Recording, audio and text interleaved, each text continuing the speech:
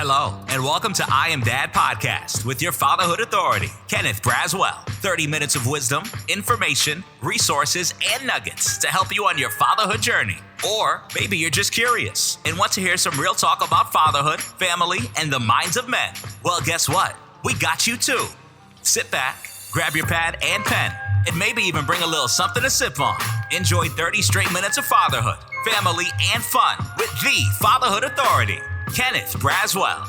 Welcome to I Am Dad Podcast. I'm your host, Kenneth Braswell. Thank you for joining me again on another Sunday morning as we continue to unearth these conversations around fatherhood and parenting and relationships and marriage and you name it, we talk about it. We always bring the best and the brightest, most provocative people that I can find so that they can bring the information straight to you through I Am Dad Podcast. But before we begin, I just want to thank each and every last one of you because I've been sharing this with you and you are actually listening to me. And so some weeks ago, we received word that through FeedSpot, which is a international observer of podcasts around the world, over 2 million podcasts, they categorize podcasts. And so Dad Podcast is one of the things that they categorize. And there's over 1,800 at least registered podcasts around the world that feature and talk specifically about fatherhood. Guess where I Am Dad Podcast sits on that list? We are number 7 on that list. Yes, we are number 7. And they look at different categories, which is so cool because most platforms that look at podcasts to kind of gauge them only looks at subscribers and followers. This one looks at that too, but it also looks at content. It looks at consistency. It looks at video quality. It gauges sound quality. It gauges, I can't remember, but there's 7 categories that it gauges. And the only one that we're not doing well at is the one that everybody else look at, and that's subscribers and followers. And so here's what I need you to do. Y'all listening to me for a whole hour anyway. You're looking at the video on YouTube. You're listening to your platform. I know that the subscribe and follow button is right there in front of your face. So take a moment to just hit it while you're listening to this great content, because what it's going to do for us is open up the algorithms so that more people can hear us. So I'm happy to be at number 7, but I'm not comfortable at number 7 because I'm a number 1 guy. I'm a number 1 at best guy. And I know that you're not a number 7 listener, and I want you to be a number 1 listener. So just do me a favor, hit that button, and then, I'll be announcing probably in another few months that we're at number 5 and then 4 and then 3 and then 1. So anyway, my guest today, oh my goodness, I've everybody under the sound of my voice who's listening to I Am Dad Podcast has her book in your library. You just don't know it's her yet. And you probably have several of them because you ain't know what you was doing with parenting. So you bought the first one and then you realized that you got to buy the second one, and then you got to buy the third one and the fourth one and the fifth one. I don't remember where she stopped, but I know in my household, we had at least 7 of them in our household. And so Heidi Murkoff, I met her about a month or so ago. And let me tell you something about her too. This is not in her bio because her bio is really long and I'm not going to read the whole bio. But she gives the best hugs. Oh my goodness. She gives the best, absolute best hugs. So much so that we took a picture. She gave me a hug when we was taking a picture. And my wife said, "Who is that?" And I said, "Who is who?" And she said, "Who is that?" I said, "That's Heidi." She's like, "Heidi who?" I was like, "Heidi Murkoff." She's like, "That Heidi." I'm like, "Babe, I got the book and I showed it to him. Like, this woman, right?" She was like, "Oh," then she got all excited. I was like, "Oh, if it was just Heidi from around the block, you'd have an issue. But because it's this Heidi, it's okay." So just to know that we're good, we're just good. But oh my goodness, Heidi, it's so much a pleasure to have you. If you don't know who she is the creator of the world's most popular pregnancy and parenting brand, What to Expect. The first book in her iconic series, What to Expect When You're Expecting, dubbed the Pregnancy Bible, has more than 22 million copies in print. Now it's in its 5th edition, and the book is the longest running title of all time on the New York Times bestseller list. The What to Expect series has sold over 42 million copies, published in 44 languages in 38 countries. And check this, in 2011, she was named one of the Time 100's most influential people of the world. And I'm sure when they had on that list of top 100, she was in at least the top 5. I can almost guarantee you that she was in the top 5. Heidi, my friend, how are you? I'm excited. You can hear that, right? I am, first of all, you said you weren't going to read my bio, but there you go. But I want to say that I wish we were in person so we could have another hug. And by the way, just so your wife knows, my husband, Eric, was in that room, standing right next to us. So he's down with the hugs. In fact, I've actually taught him pretty well about hugging, but yeah, I've hugged my way around the world many times, and I am not stopping anytime soon. So if you hadn't had a Heidi hug yet, please take a number. Let's get going. Get that hug. I don't even know where to start with you, but I am going to start here because I start here with all of my guests because I think it is something that my guests have come to want to hear because it is always such an intriguing story. Heidi, what's your daddy's story? My daddy's story? What's your daddy's story? My baby daddy or my... Either way you want to tell it. You want to tell it both ways. I want to tell the story of Eric, who is like, I don't want to say world's best dad because then I might be insulting some of your listeners, but I have to say he's pretty awesome. And I always tell the story about when we first brought Emma home from the hospital.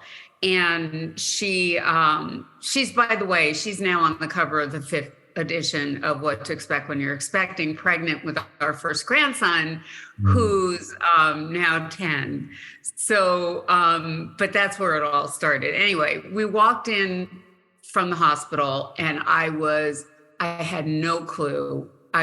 She was crying. I was crying, sobbing, really. And, the hormones plus everything else, never having held a baby before, I just lost it. And I was like, what were they thinking sending me home with this baby, right? I don't know what to do with this baby. I hadn't written any books yet.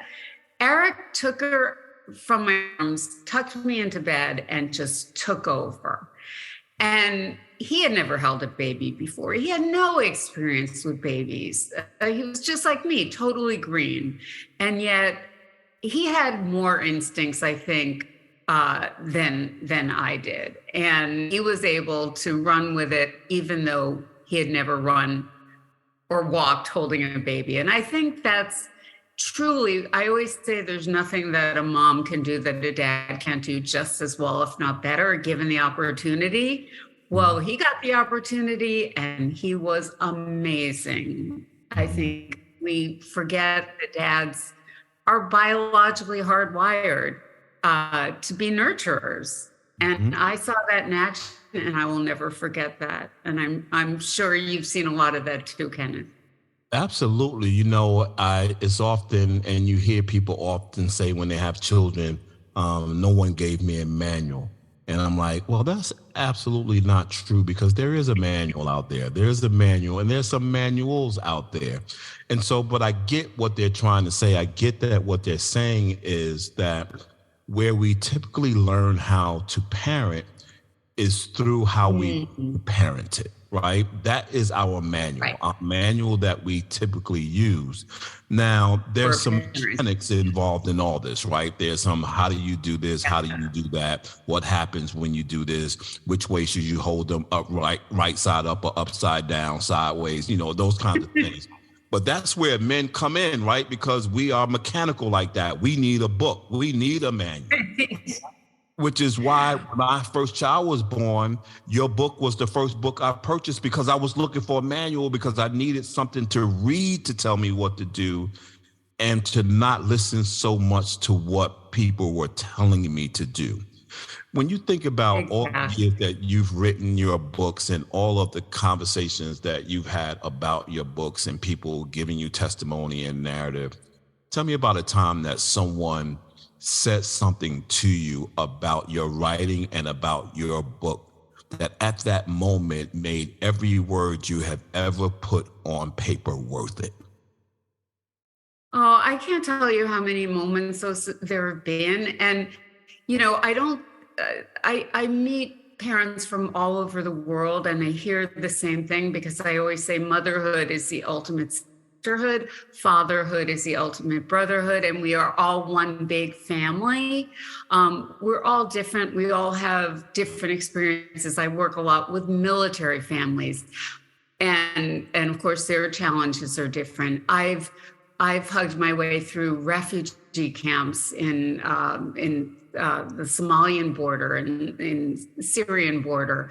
And so I know that those struggles are different too, yet we are all uniquely connected by an emotional bond and we all want what's best for our baby. So every time I hear, your voice got me through this experience, whether it was literally my voice on the app or whether it was in the books, that I felt like I was, that you were sort of my surrogate mom and showing what to do and telling me, more than anything else, I think cheering me on and making me feel supported. So it's not always just about the information.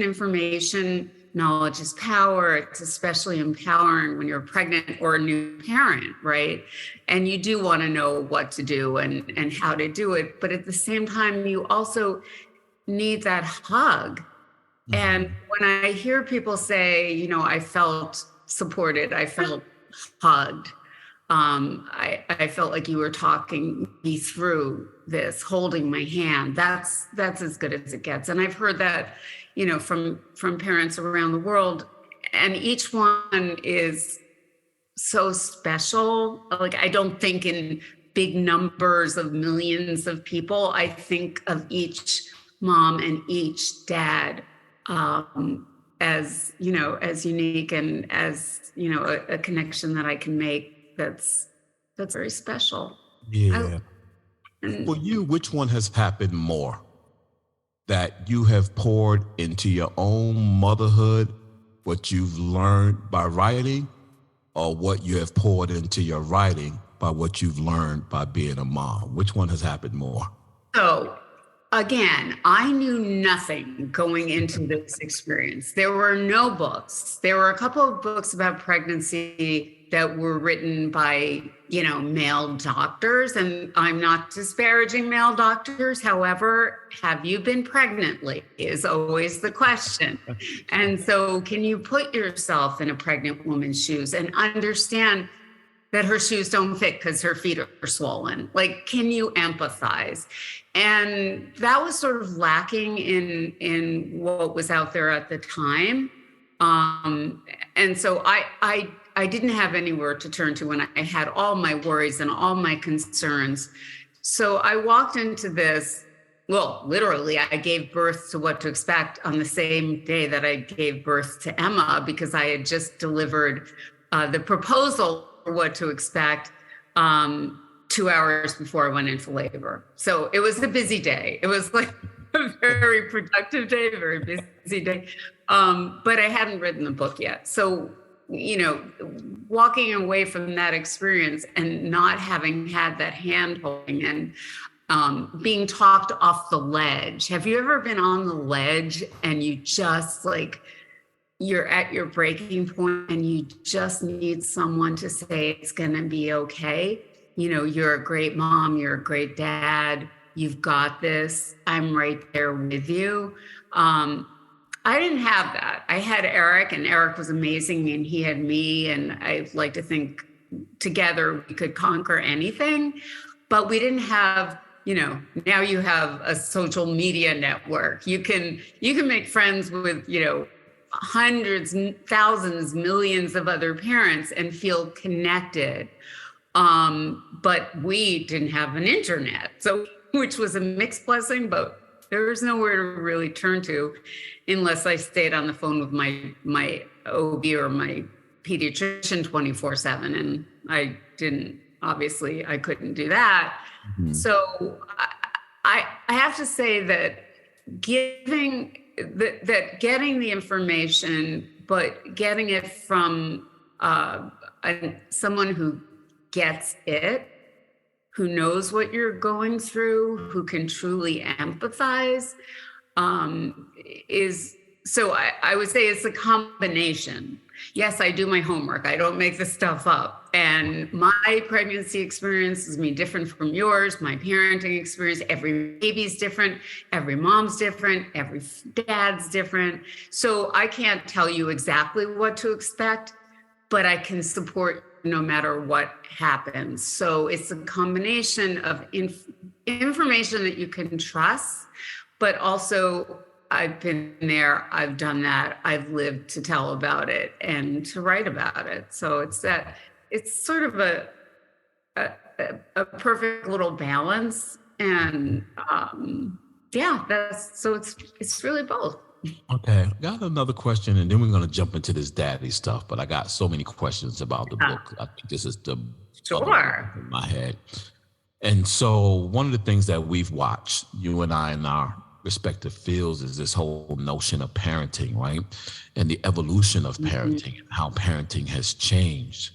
When you think about the first edition and you think about now the fifth edition, what has significantly changed between that one and the one that you are currently publishing?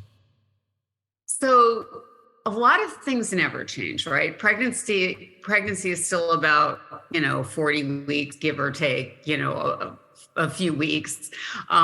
You're still queasy and constipated and bloated, and you got mood swings. Babies are still super cute and super confusing and bewildering at the same time. So they're super snuggly, but you don't know how to get them to stop crying. So they're kind of a mystery no matter what. So those things haven't changed. But a lot of things have changed. Even, using parenting as a word, I don't even think we called it parenting. And certainly in my parents' day, it was just something you did. You didn't read up about it. You just, did it. And there was no preparation. There were no classes. But you also had your extended family close by often in generations past. I'm not talking about my generation, but in previous generations, it was a village that raised the child together. So you were never really on your own, as we often are today, at least physically alone, and sometimes isolated. So at the same time, we have,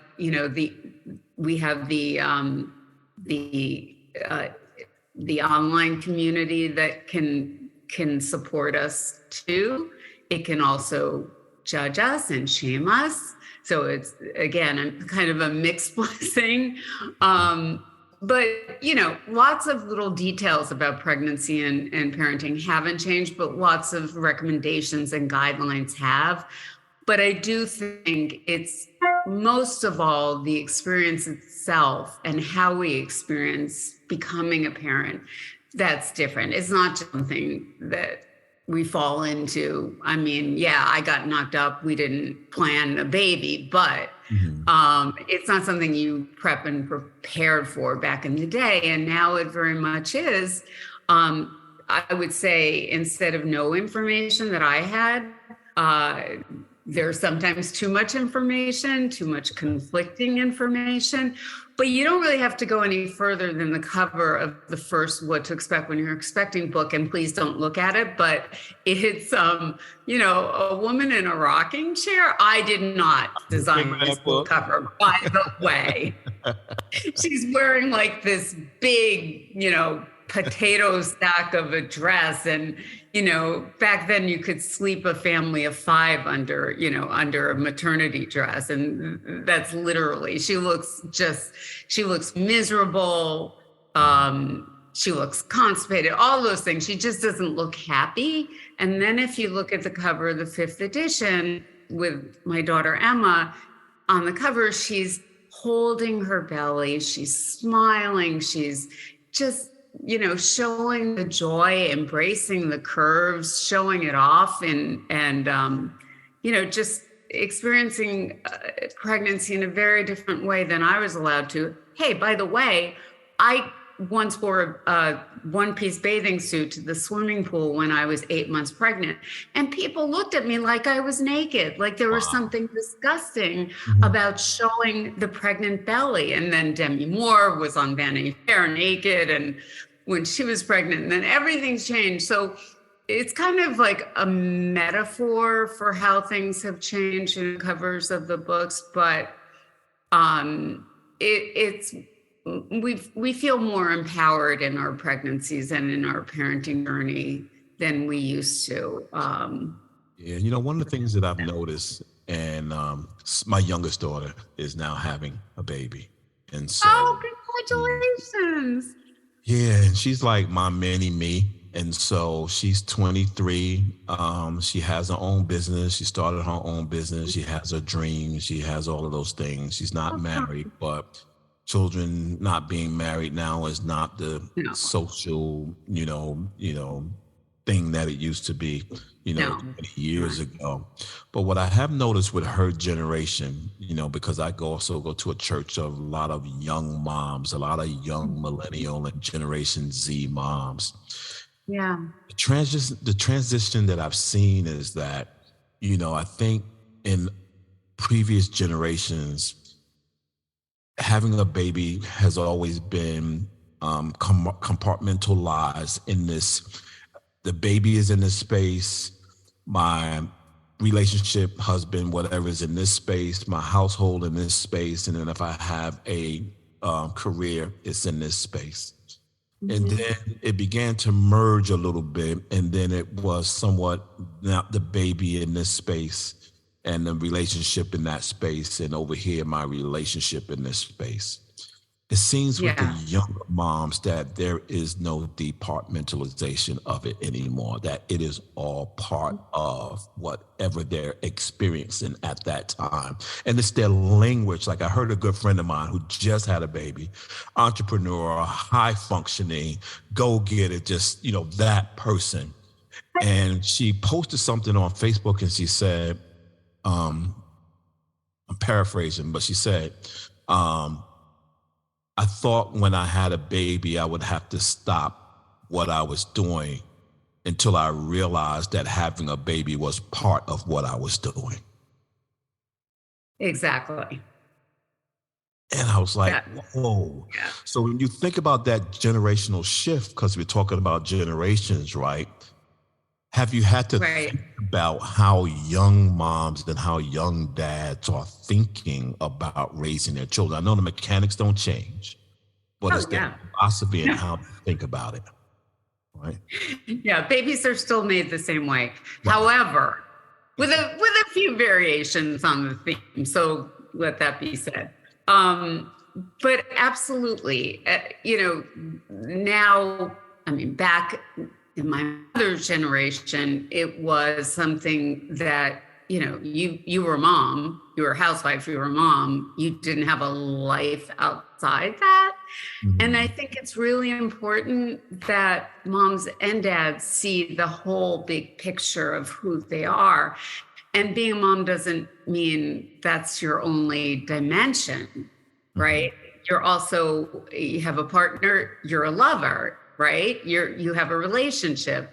You have, whether it's your work life or what you love to do. And that's really good for kids to see, that their parents have different dimensions to them, even if to the kids, your mom and your dad and, you are needed and wanted, but there are other sides to you, and that's as it should be. So I think that's, and developing all those different sides. You can't put everything number one on your priority list. I think that's a mistake that hey, listen, we're all very overachieving, and that's just something that has gotten, I would say, women, moms today, and not to the same degree dads, but are micromanagers. They, especially if you've waited 10 years to have a kid, you're in your career, you think you can manage everything and manage it all perfectly.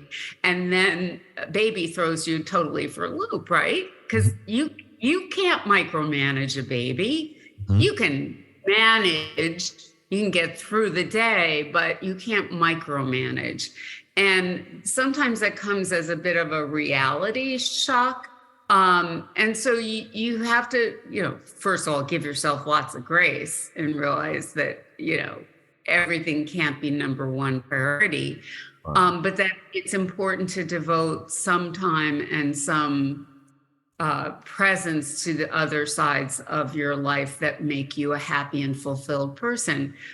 And for me, married 41 years, that was always a priority too, as much as the kids. Kids grow up, they move away from home, they are not forever in the same way that your partner can be if you play your cards right, and if you don't put relationships on the back burner.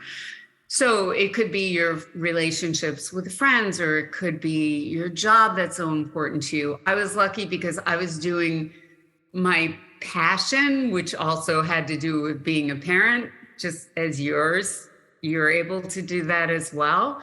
But to be truly fulfilled, you've got to pay attention to all those parts of you that cry out for attention, right? So enter stage right, dads. And yes. So now we're in the space and we're pressing our way in, right? And we're trying to get society to understand that, to your point earlier, that we are nurturers, right? We just nurture different, right? We are carers. We just care differently. We can do a lot of things. We just do them differently. We love the same as deeply. We just love differently, and we express differently.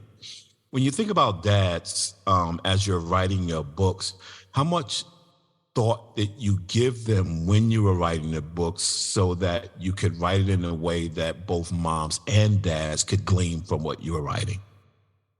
Well, and I think that has evolved a lot over time. Back in the earlier editions, there weren't special, well, actually there was a special section for dads. Now dads are integrated throughout the book. Mm-hmm. So that, and that goes for even the prequel to What to Expect When You're Expecting, which is What to Expect Before You're Expecting, which is all about, TTC, trying to conceive, getting pregnant beyond the obvious that we discussed briefly. But that it actually takes two healthy people to make a healthy baby. And that this is not, there's no me in parenting, right? There's us. If there are two parents in the picture, they should be playing on the same team, and it should be a team effort, everything you do. And that was my experience. It wasn't my experience growing up, but it was my experience with Eric. And no matter what, we never fought about parenting ever. Well, we actually don't fight that much anyway, if at all. But what was important is that we each contributed what we did best. Mm-hmm. Like he could make the best monster dews with shampooing the kids. He gave the kids incredible monster dews and they loved their shampoos. Mm-hmm. I couldn't shampoo my way out of a paper bag. It just wasn't my job, right? He couldn't breastfeed, but he did the best story time. There were so many things that he did better than I did. And it was just something that we fell into where we knew what our strengths were, but it was always a team effort. And so throughout the book, I'm speaking to both parents. If I'm talking about breastfeeding, even breastfeeding, when fathers are supportive of breastfeeding, the odds of success are 3 times greater. So fathers have an incredible such an impact on all aspects of a child's life before conception, during pregnancy, and beyond. And it's time that we recognize that and stood, with dads, whether it's 2 dads, a dad and a mom, 2 moms, doesn't matter. It takes 2 when there are 2 in the picture, and a child benefits in endless ways from that. Mm-hmm. Do you get a lot of feedback from dads? Do they kind of say they would like to see this or see that? Actually, I have to say, and I've done a lot of baby showers for dads only on military bases, and I think and attended a lot of classes where dads are the ones who ask the most questions. They are the most inquisitive. They take more notes. Mm-hmm. They take lots of notes, is my experience. And I think we just don't give them credit for being serious about this job.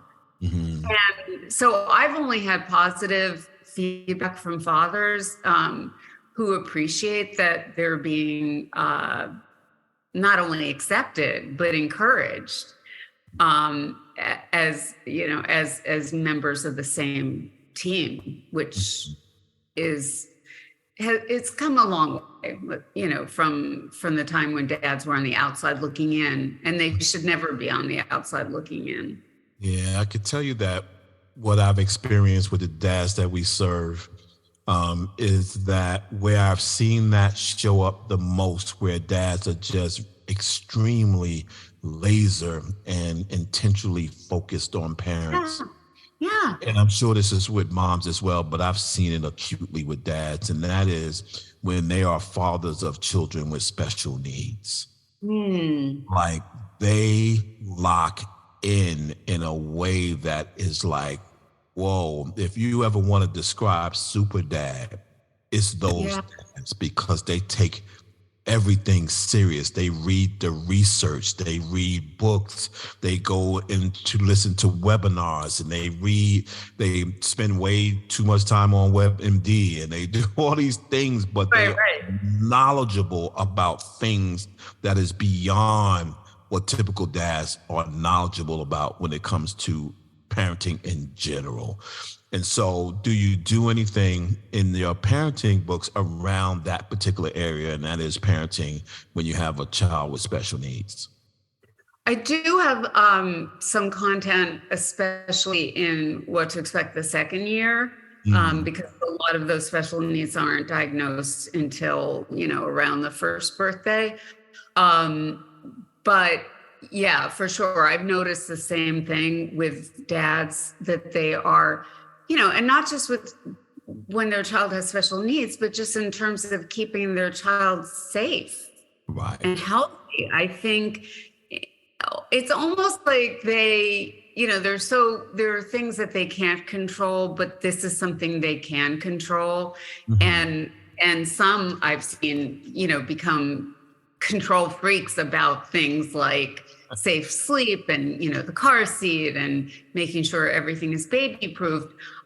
Even, I've had so many moms tell me that their partners kept them up all night during pregnancy saying, "You're on your back, turn around, you can't be on your back, you're after the 4th month," and like becoming like obsessive about, "You didn't eat your vegetables today. You can't eat that. What are you? You're pregnant. You need to be eating this." Mm-hmm. So it's almost, sometimes they get a little controlling, but it's all with the intention of their child's best interests and their partners. Yeah, I think the worst thing that our wives and girlfriends have allowed men to do is to learn how joyful and loving the experience of parenting is. Like, we kind of always been on the outside, right? To your point, yeah, providers, totally. the protectors, but never been in that space. And now that we're in there, we're like, this getting up at 3 o'clock in the morning feeding a baby is kind of cool. Like, this is like. Yeah. And that's what I tell, I'm a big proponent of skin to skin for fathers. And unfortunately, often what I've seen is that especially fathers of color are often not invited to that experience. They're often not included in those first moments after birth. And I think, there's a lot of room for improvement there, but dads, doing skin to skin when you're a father is just as important as doing it as a mother. You release oxytocin, just like you do as a mother, dads do, just by putting a bare, your bare baby on your bare skin. And they don't care if there's fur, right? They don't care if there's fur on your chest. They just love that and soak up every moment of it. And it's so important for bonding. It's a super joyful experience, but it's getting that oxytocin flowing and flowing early that is so key. And baby wearing, anything that gives you an opportunity to be close to your baby, encourages those hormones to flow. And I think a lot of people don't even realize that even during pregnancy, men produce less testosterone and more estrogen. It's nature's way of bringing out the nurture in the male of the species. It happens throughout the animal kingdom. It's something that happens, is supposed to happen. It's that, being biologically hardwired to nurture. What has happened, though, is that as we developed our roles, and hunters, gatherers, whatever, when it came to childcare, it was always a maternal gatekeeping thing, and still is to a large extent. You have moms saying, oh, you never do anything, you never help out. And then as soon as the dad is doing something, they're like, oh, you're doing it all wrong. Well, that's maternal gatekeeping, and that's not cool. Right. We have to include fathers and let them do things their way. I've had moms say, well, I don't know how to get my baby to be closer with my partner. Leave them alone together, right? Get out of the house, leave them, the two of them, to bond and to find their way together.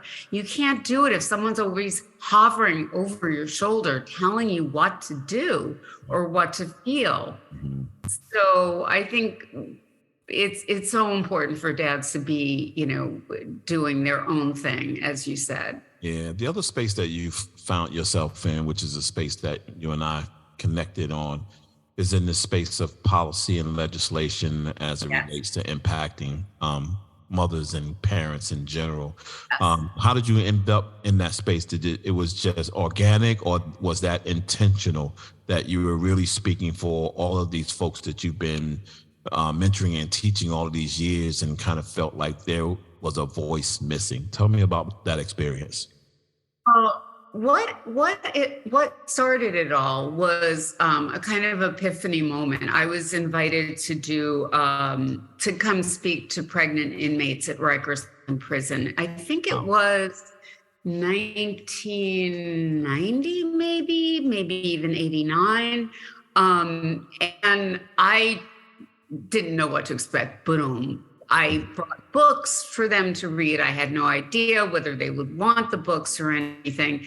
And I took questions, which is something, I normally would do anywhere.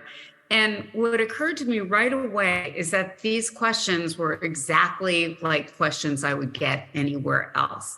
And no matter what the circumstances these moms were facing, they did want the best for their baby. I think we're really quick to assume that when moms, dads aren't, acting like nurturers, or maybe they're using drugs or they're drinking or whatever, their life isn't stable, it's because they don't love their baby. And that's just not true.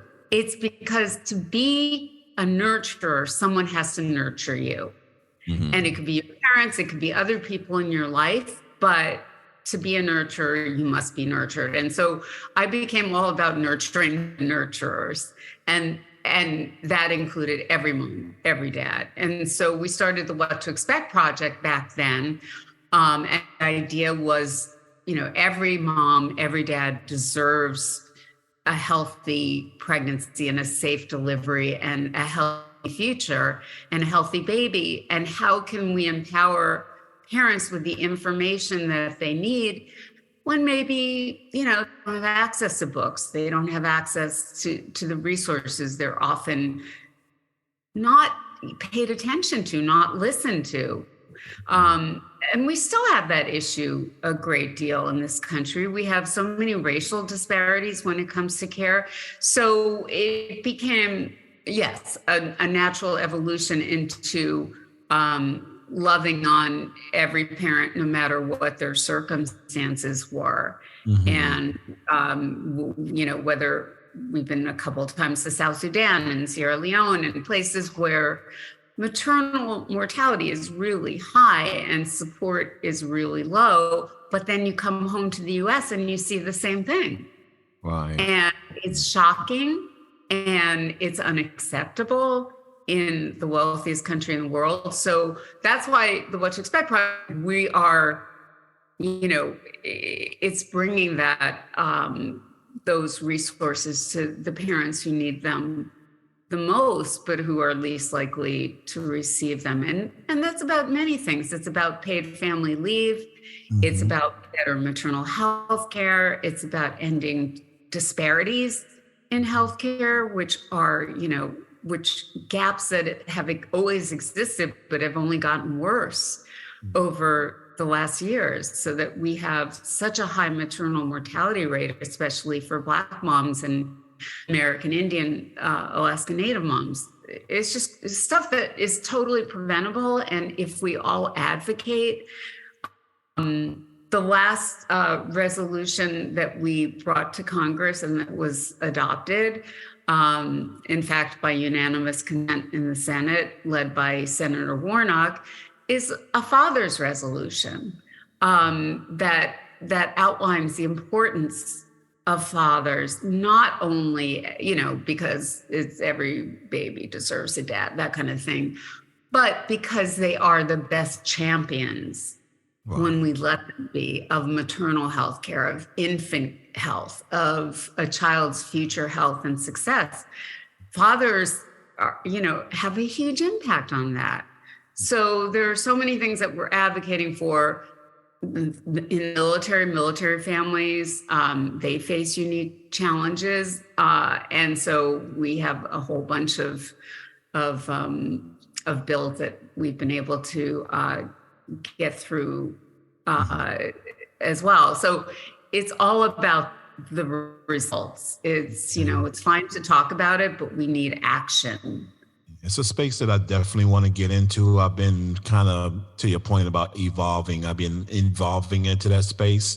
That's and so great. Really trying to, I think that event that we were at, I actually had the opportunity of interviewing Congressman Jimmy Gomez about the Dad's Caucus and talking to him. Yeah. Really, really like him. I like his spirit, and he's just so great. He's like, anything I could do, Kenneth, just let me know. I'll contact, we get talking. I was like, I just want to be the individual to feed you information. If you need information, if you need to know, if you need testimony, if you need research, if you need whatever, I do this thing called the National Responsible Fatherhood Clearinghouse, right? And it's the arm of the federal government that oversees all of the grantees for fatherhood across the country. Been doing it for 12 years. So I know an awful lot about this fatherhood space, and I know what fathers are looking for, and I know what the service measures are. But one of the things I said to him was, there has to be an added component to your conversation. And while it is admirable that we ask men to stand up for those issues that are impacting moms, that dads need services as well, and they need services. Oh, yes. The number of the number of single father-led households are skyrocketing. The number of fathers who are getting full custody of their children is skyrocketing. And unfortunately, in a really unfortunate way, when many of these moms that are meeting their unfortunate end as a result of doing the most beautiful thing on earth, and that is having a baby, who you think is taking care of the children? They're the fathers. And they are struggling with getting services to be great parents. Think how crazy that is. Like, we have fathers in Atlanta that are literally, they're not anymore, thank God, but fathers who are literally living in their cars with their children because the shelters don't allow men and children into the same. How ridiculous is that? So it's these conversations, as I continue to kind of do this work, just broadening the conversations so that no one is falling through the gap. Because at the end of the day, if a parent falls through the gap, so too does the child. And so we need to close all gaps so that neither moms or dads are falling through, because that is the way that we prevent children from falling through the gaps. And he was so excited. Wow. I said, let's do this thing. We can do this. And we have an army of fathers across this country. And I'll say this, and then I want to get your last thoughts on what you got coming up, because I know you got to have something in the hopper coming up. And so we're doing this thing called the Million Father March. We do it every year. A good friend of mine, Philip Jackson, out of Chicago. That's incredible. That's mine. And so it started with Philip Jackson out of Chicago. Really, really good friend of mine. We started it in like the early 2000s, and unfortunately he passed away. Yeah, he passed away right before COVID, a few years before COVID, and a couple of friends and myself went to Chicago to go and meet him and talk to him about his projects and his legacy, and to just love on him. And one of the things he did when we went to go see him is he asked me to take over the Million Fathers March so that work wouldn't die. And I took on that work. And so pre-COVID, we were in 91 cities across the country. And then COVID hit, and it literally like wiped us out. And so this is literally the first year that we've come back full on to do Million Fathers March around the country. And school hasn't even started yet. And we have already registered 100 schools, districts, and our organizations. And right now we're in almost 103 cities across the country, and people, they're just coming in like crazy. And so somehow I want to begin to start taking the work that we're doing in these schools and begin to start moving information into these entities that are now working with these fathers so that they can begin to educate, inform our fathers and our moms on the ground as to what's happening with policy up top, because they're in schools. So if they're talking to dads, they're definitely talking to moms, right? But we're harnessing these dads. And right now, because we ask each organization how many dads do they anticipate serving through the Million Fathers March, so we have a number per registrant. Right now, that number is over 50,000. So if I'm talking about 50,000 dads right now that I can touch and give information around the country in all socioeconomic levels or races or income, these are dads that love their children, that they love this work, they love education, they love all these things. If we equip and empower them with the information that they need, there goes your advocates walking into Congress saying that they need help with the bills that are being pushed at the top. So we should talk about that. Oh my God. Well, first of all, I want in on whatever, because we are completely on, this is, I am dad, I am mom, I am grandma, whatever. It takes that village. So count me in on your village. I think what you're doing is amazing. And we need to enlist everybody in this fight for happier families. Listen, we make it so hard to be a parent in the United States, so much harder than almost anywhere in the world, certainly anywhere in the developed world. Wow. And that goes from, paid family leave to affordable childcare and just healthcare in general. We do a really lousy job and we must do better. And, we have Moms Rising and other organizations that are very mom focused, but I think it takes moms and it takes dads and it takes that passion and advocacy. And I march with you. Thank you. And I'm marching with you. And so, listen, I know I'm going to say this to you. You can give me the handles and all that stuff, but I'm sure anybody who has fingers and can type on a computer can find you. Give everybody your contact information. So if they want to know how to contact you, where to purchase the books, which is another easy answer, right? But let's it's at Heidi Murkoff. That's on my social media is at Heidi Murkoff. So, I answer every question that I get. If someone messages me on Instagram, I accept the message. If they're trying to sell something, then I decline. But if they're asking a question or they just want to share an experience or just need a hug, I am always there for you. So just keep that in mind. Thank you so much. Yeah. And then there's the What to Expect app, which is an incredible community of moms. So you could just go to any app, Apple and or what's the other one? You know what I'm talking about. Well, it's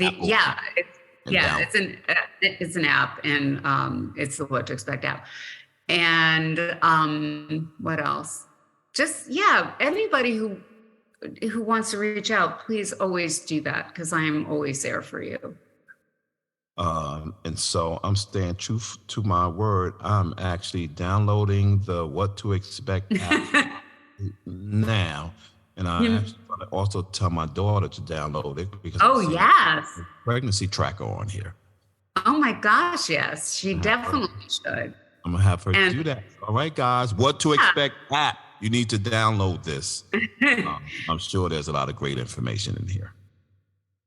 And so, community. Go ahead.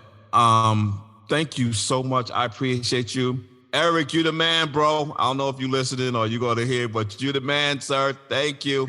Thank you for allowing me to spend so much time with your wife. You guys are incredible. I know that he is instrumental in the work that you're doing. I love power teams. I love power teams. I love husbands and wives that are out there doing this thing and just making a difference in the world. I love it. Oh, it's the least that we can do, right? Mm-hmm. Well, you have all my information. Call me, put me in coach. If you need me, I'm there with you. And anything I can help you with and connect you with, my resources are yours. Mi casa, su casa. I think that's how it goes, right? I believe so, but just as long as you know that I'm always there for you as well. Thank you. We can accomplish so much more together, right? Absolutely. So thank you so much. And until the next hug. Absolutely. Until the next hug. I like that. And to all of my listeners on I Am Dad podcast, hugging you as well. Thanking you for joining us again. And you know how I like to leave you. Always be kind to others as you're kind to yourself, or you might find yourself by yourself. Always shoot high for your goals, because even if you miss, you'll be amongst the stars. And as my good friend and mentor, Art Mitchell, used to always tell me, it's nice to be important, but it's much more important to be nice. Till next Sunday, love you. And there's absolutely nothing you could do about it. Take care. Aww. Thank you so much for taking the time to spend with us. You've been listening to I Am Dad podcast. We hope that you have been informed, encouraged you to think, or even inspired your heart for the love of dads. The conversation does not end here. Come back and join us next week. Same time, same place. Or you can continue the dialogue on our I Am Dad Facebook page. We also invite you to listen to past episodes, learn more about us, and keep up with special activities by visiting IamDadPodcast.com. That's IamDadPodcast.com. Until next time, I leave you with this reminder of manhood from 1 Corinthians chapter 13, verse 11. When I was a child, I spoke as a child. I understood as a child. I thought as a child. But when I became a man, I put away childish things. Because of this reminder, I will always understand that I am Dad, period.